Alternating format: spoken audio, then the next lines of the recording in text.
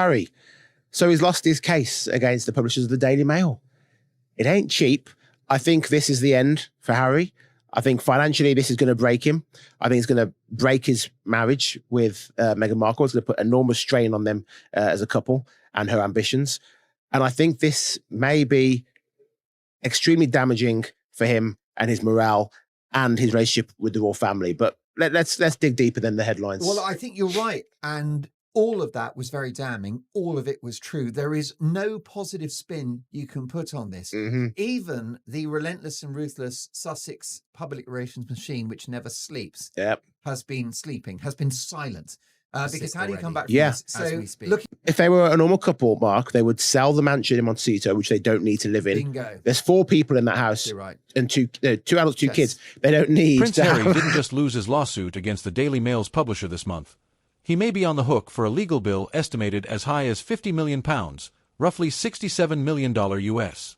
That number alone is why this story has legs well beyond the initial "Harry loses in court" headline.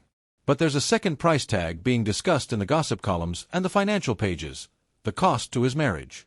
Let's actually break down where that £50 million figure comes from, how solid it is, and the real strain this puts on the Sussex household. The finances are a disaster for Harry, because it's money he hasn't got. And now I think Harry's got to go back to Montecito and explain to Megs that they're going to be minus another few million. I mean, by the way, is money they haven't got. What strain does it place on their marriage? There's an old saying, which is when love goes out the door.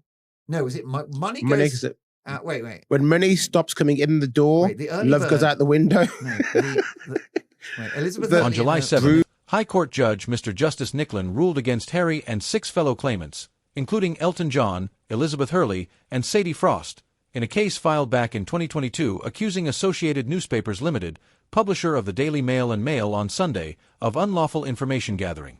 The claims covered 97 separate allegations, including phone hacking, landline bugging, and even home bugging, going back as far as the 1990s. The judge didn't just dismiss the case. He comprehensively rejected the premise of the 7-year legal campaign. He found the claimants hadn't proven the publisher's journalists obtained their stories unlawfully, writing that suspicion, even understandable suspicion, isn't proof. It was a total loss on the core allegations. Associated Newspapers didn't hold back afterward, thanking the judge for his patience through what they called a misguided legal action that had wasted, in their words, more than £50 million in legal costs and significant court time.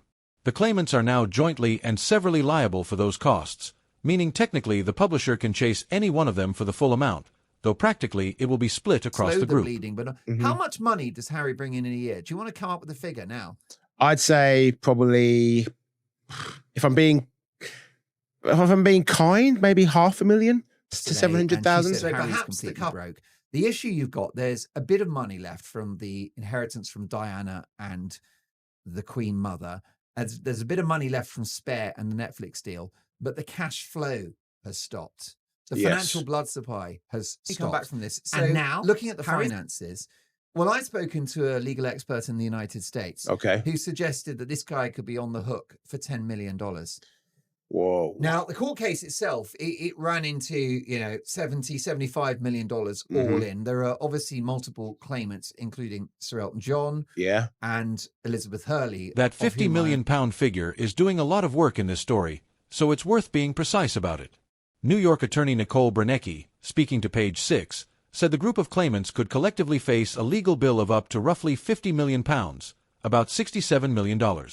News Nation's reporting cited the same range, and their entertainment correspondent Stephanie Jones made an important clarifying point. Nothing about that number is finalized yet. In UK High Court litigation, the loser pays system is brutal. The winning party's legal fees are paid by the loser, and in a case this sprawling, with multiple barristers, years of disclosure, and 97 separate allegations, the meter runs into the tens of millions. The actual costs will still be argued in court in a process called detailed assessment, where a judge reviews exactly what legal work was reasonable. It doesn't mean Harry is writing a single giant check tomorrow, but it means the liability is very real. Bernecki's other point is worth including too. Liability insurance will likely cover part of these costs. But given how high the total legal spend ran, and the fact that some of the allegations involved intentional conduct which insurers often exclude, the claimants may still be facing significant out-of-pocket exposure beyond what insurance absorbs. We're likely looking at a bill of £10 to £15 million even after insurance kicks in, and that's a conservative estimate. I believe that Meghan Markle is motivated by several things: power, fame, position, recognition, control, and money. Yeah. She loves her dollars because why? Well, money is power, isn't it? So Harry's got to go back to Montecito and go, oh, sorry, Megs, dropped another couple of million. And by the way, very few people have reported this, but we've done it on the Mark Dolan show, that Harry is still paying for his last failed legal action against the Daily Mail. This was the Mail on Sunday, which is, as you know, the sister paper. Yeah. He pulled out of a legal action against the Mail in January 2024. And that was based around the Mail's reporting of his request for royal security. Yes. And he went into that like a bull in a china shop and then changed his mind because, as with this case, it was weak, feeble evidence. That cost him $1 million for the Mail's costs alone. Yeah. And of course, you can double that for his. Yeah. So this guy's on a losing streak. And I just don't know what it's going to do to the marriage if there are financial problems. Meghan has a long history that if you're not of use to her anymore, you are gone. Harry hasn't made an official public statement specifically responding to the ruling, but he was part of a joint statement, alongside fellow claimant Doreen Lawrence, expressing serious disappointment, arguing that while the claimants presented documentary evidence, the court had simply accepted the Mail's journalists' denials without adequate scrutiny. News Nation's reporting characterized Harry's reaction as going deeper than the financial hit. This is a man who built a significant part of his post-royal identity on fighting the tabloids. He's long blamed press intrusion for his mother's death, and the loss reads to him as a moral defeat as much as a legal one, not simply a lost case. During his testimony back in January, Harry described what he said was a constant state of surveillance, telling the court that whenever he got on a plane or in a car, he expected he was being followed, and that he believed even his medical and personal records had been exposed. Losing this case isn't just a financial setback, it's a strategic defeat for his core mission of press reform, and it raises serious questions about his security argument going forward. I don't think they're quite at that level yet where Meghan's going to be filing for divorce or sleeping in the spare room. Not tomorrow, not next week, but eventually you think so. I just think if Harry's spending money on, look, he thinks it was a virtuous thing to be taking on the press. He doesn't like the press at all. But he's not bringing any money in, which is the problem. That's the real problem now. He's not bringing any cash in. If he wants to spend $4 or $5 million fighting these cases, he's rich enough to do it. Go for it, mate. Correct. But he's not replacing that money with anything. There's nothing. He's not working. Nothing's coming in. So I can't see where he's going to get his next big cash gig from, because we know with Netflix they've given him a few things. It ain't none of it is like, oh wow, this is going to be massive. There's nothing like that for them. The biggest thing they ever had was a documentary of Harry and Meghan slagging off the royal family. That's all that's worked for them. Nothing else has worked since. So I just don't see how he himself is going to bring in cash. Meghan's bringing in money. She's also got her rosé. she's got her honey and bits like that as well with lavender in. Yeah, and she's got her clothing, the sprinkles, clothing that she doesn't own, but she's wearing clothes and then getting a piece of the pie when those clothes sell out. Tear-stained blouse from Bondi Beach. Yep, there you go. So she is bringing in cash. She's bringing in cash at least. Harry's personal wealth is estimated around $60 million.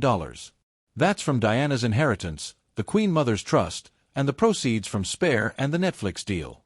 But his outgoings are immense. Security costs in the U.S. run into the millions annually. Archwell has significant overheads, staff, offices, production costs. They have a lifestyle in Montecito that costs a fortune to maintain. A legal bill of £10 to £15 million after insurance represents a significant chunk of his liquid assets. It forces a financial reconsideration.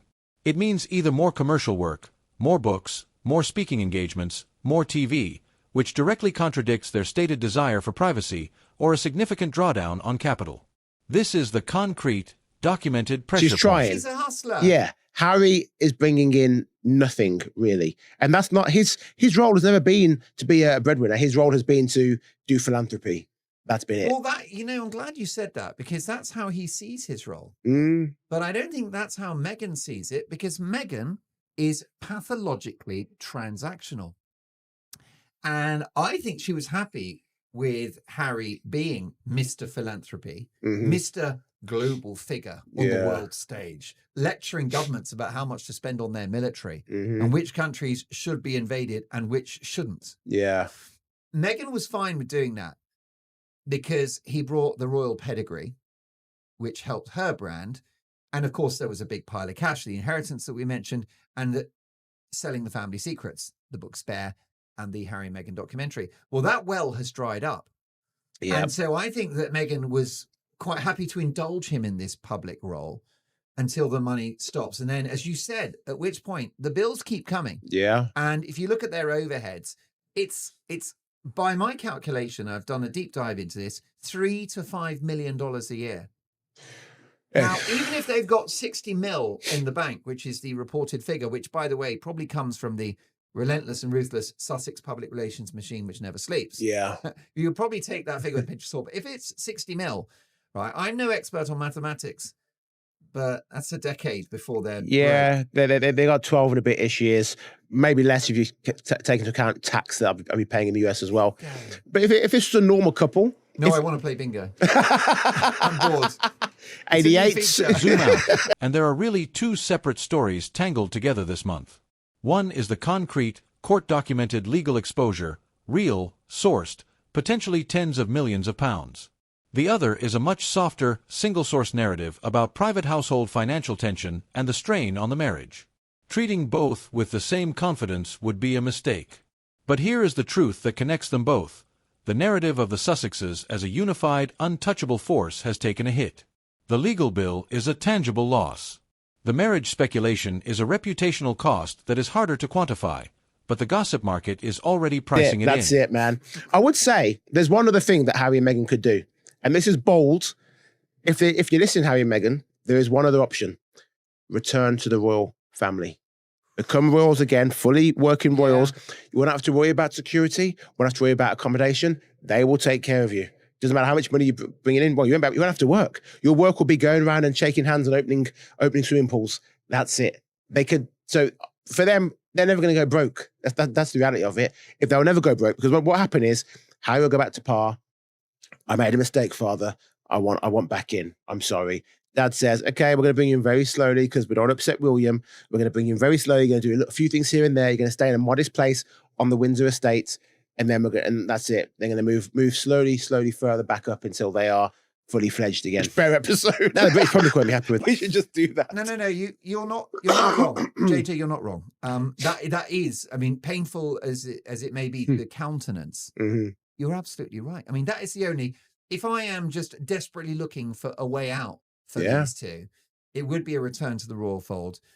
I think it's unlikely because you have the ultimate gatekeeper who is William. Charles is impossibly weak. He's a lovely, decent, kindly man, but he's got no backbone and he's not stood up to Harry. So he might yield, but William won't. And I think what you've got with William is already pressure on his old man not to let Harry too close. So the idea that he would give that his blessing is for the birds.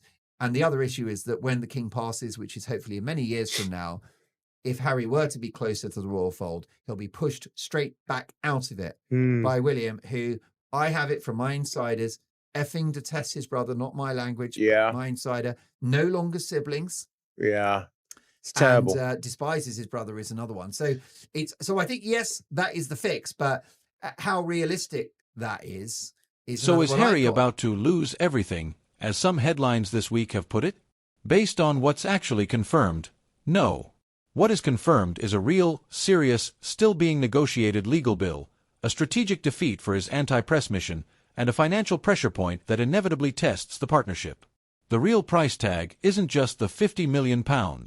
It's the cost to the myth of the invincible Sussex brand. That bill might end up being higher than any court judgment.